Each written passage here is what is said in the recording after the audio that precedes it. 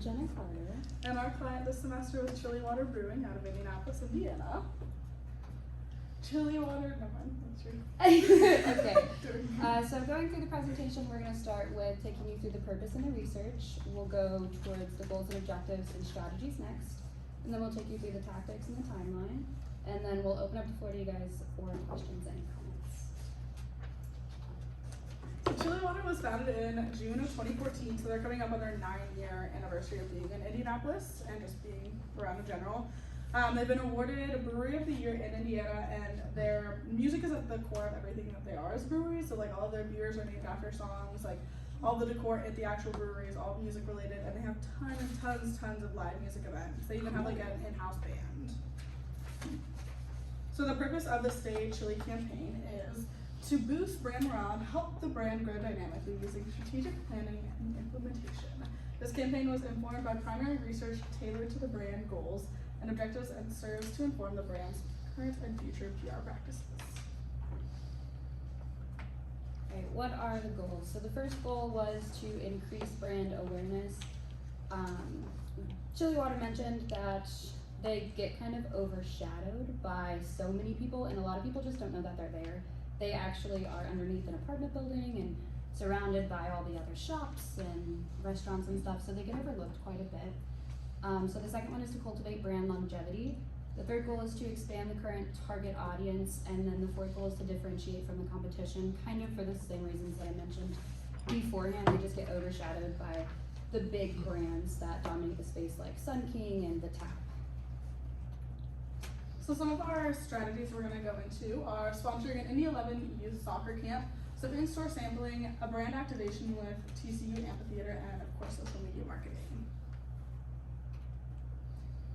Going into the social media marketing, we're going to break the tactics down by owned media and paid media. We'll also talk a little bit about some controlled media, but starting with the owned media tactics. So this is everything that they currently own. They only have, right now, they only have Instagram and Facebook, and they don't get a whole lot of traction on either platform. We have recommended that they introduce Twitter and TikTok, just for brand awareness, just conversation, to engage their audience, just boost brand engagement overall.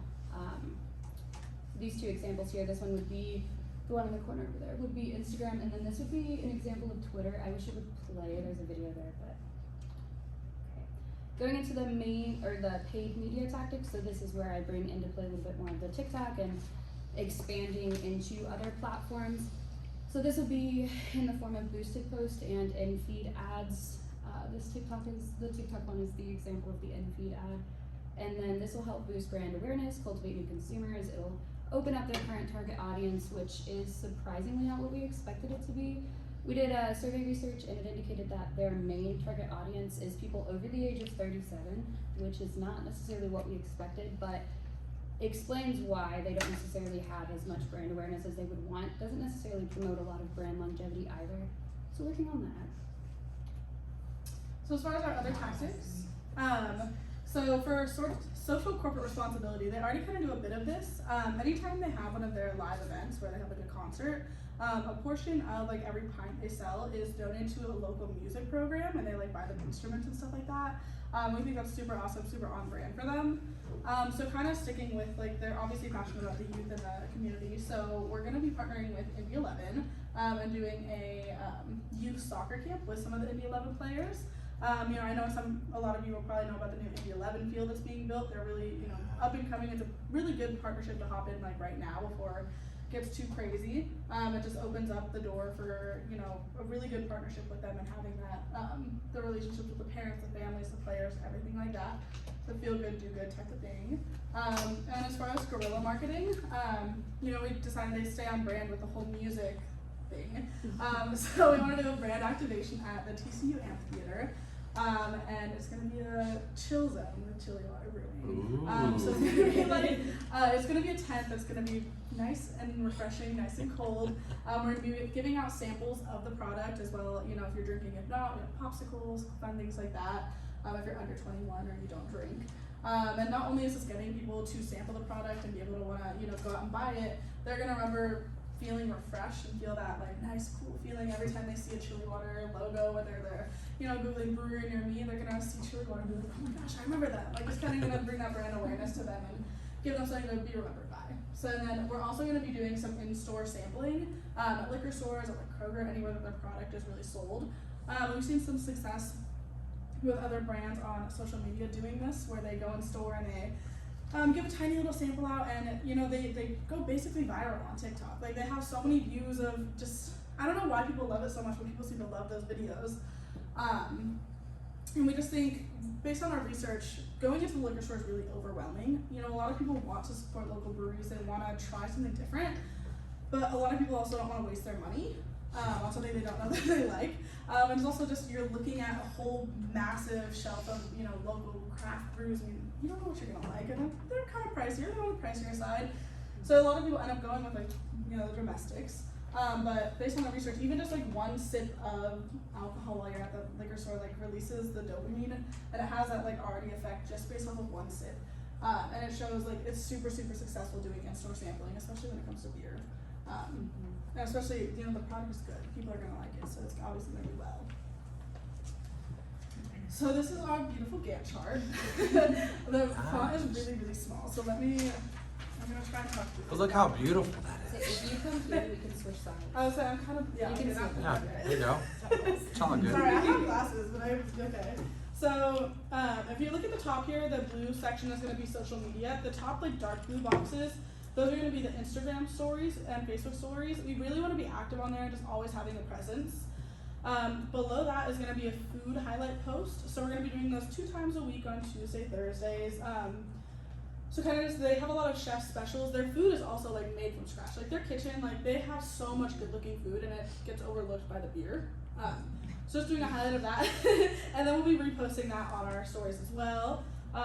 Below that, another tactic that we're looking at is event photos. So a lot of bars, down in Bloomington, they have like a professional photographer, someone taking pictures there at the night of an event.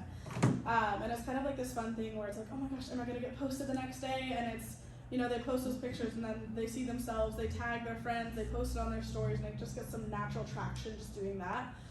So we have those scheduled to post Saturdays and Sundays, the day after their event. And then below that in the red, we have any sort of like reel or TikTok. We really want to start doing that sort of content as well. We don't want to go too crazy with that because that is a lot of work. So we have those scheduled once a week. And then below that is in-store content, like the in-store sampling content. We've seen it do really well on TikTok for other brands, so we decided to kind of hop on that. We're going to be doing those on Fridays, and if you can see down below, for the red section, that's the, you probably cannot see down below. But the red section is going to be the in-store samples. We have those on Fridays when people are getting ready to get their supplies for the weekend and go out and have a good time with their friends. And then below that is a music venue pop-up. I have the days blocked out for every event that's happening at the TCU. We don't necessarily have to be at all of those, but just so we're aware of when things are happening, those are on there. And then below that, we just have the 3rd Saturday in June blocked off for the youth soccer camp.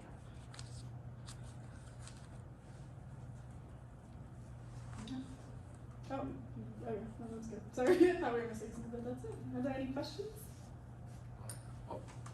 I have one. So it's, they have a real brand problem, it sounds like, right? Yes. They just kind of don't, I mean, are they a food place? Are they a brewery? Are they both? They're a brewery and distillery. They're actually one of the only breweries downtown that has the brewery connected to their pub. You can see it like from the dining area, which Cool. is yeah, that is super cool. Yeah. But yeah, they have like a problem defining exactly what they want. They did talk to us about wanting to make the made from scratch kitchen a big part of their brand persona, but it was kind of hard to do that because the beer, it just dominates everything, and that's everything you see on their social media. So it was kind of hard to like alter that a little bit. We did try to bring it into play a little bit more by like offering, like when we were talking about doing samples of alcohol, we talked about doing samples of different types of food that they served, and then maybe hosting dinner nights where they prepared special food, because they do updates on the menu. Like, I don't know if it was weekly, they just updated it last week where they added like what she said, chef specials kind of a thing, where they were just specials for certain days tailored towards like certain events. But yeah, it's kind of an issue that they have. For They have too sure. much good stuff going on. It's They hard to do. just go down to Yeah. one. Actually, I have a kind of a comment and question. sort of Concern, both yes. things. Okay. No, not a concern. Oh, okay. And Ben might actually remember this. So a long time ago, one of our colleagues in town used to have this nonprofit organization called 20 for Change. And remember 20 for Change? Oh, yes, sir. And so what he used to do is he would partner with restaurants, and he would have like a dinner and a menu, and they were all like really nice restaurants in town. Dinner menu, and he would invite specific people, and it would be a fundraiser, right? Mhm. So and he's a big foodie guy, right? Mhm.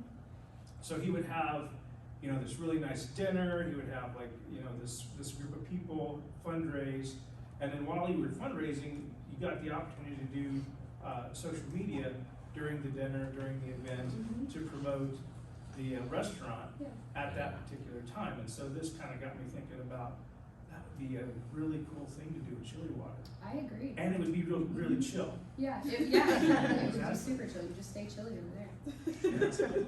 I love that. And it's so easy for restaurants to do something like that. Oh yeah. So easy. And I And, think oh, they're we kind give of trying to 10%, do which that. isn't a lot. It Yeah. doesn't cost them a lot. Yeah, for sure. Yeah. And the 20 for Change was the dinner cost $20 for the entry fee Yeah. for the dinner, Mhm. and then the change was for not only change for the organization for nonprofit, Yeah. but they would like use that money to donate to a nonprofit That's awesome. in the city. Yeah. So we would do things like with Gleaners or other types of Mhm. nonprofits in the city to and so you're doing raising awareness not only for the restaurant and the food, Mhm. but also for a nonprofit in town. Yeah, that's super cool. Yeah. Anyway, I don't know, there was a question there, but